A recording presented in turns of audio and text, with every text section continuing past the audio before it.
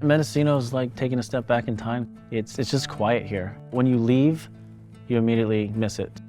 Anderson Valley is kind of special in the sense that it's this very narrow valley. To the west, we have a coniferous forest, and it's sort of like the Pacific Northwest coming down into California. But to the east, we have the oak rangeland and grassland.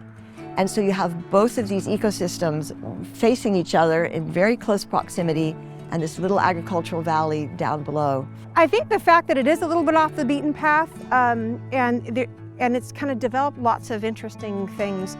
The wine industry has come to Anderson Valley, which is a fantastic place to grow fruit. It's also just the natural beauty of the area, the gorgeous redwood trees, the pretty valleys, the gorgeous coast. And I think this peaceful nature here has kind of created this little bit of a laid-back feel for the area. We have this amazing climate. The Pacific Ocean is just down the road.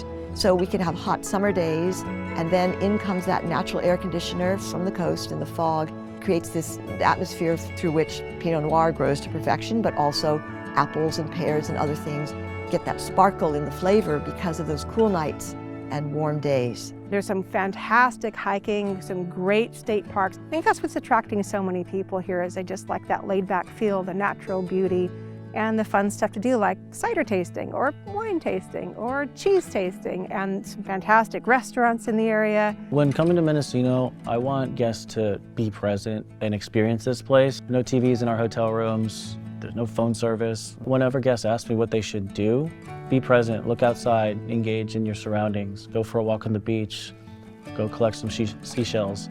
Be present while you're here, and I think you'll definitely leave with some amazing memories.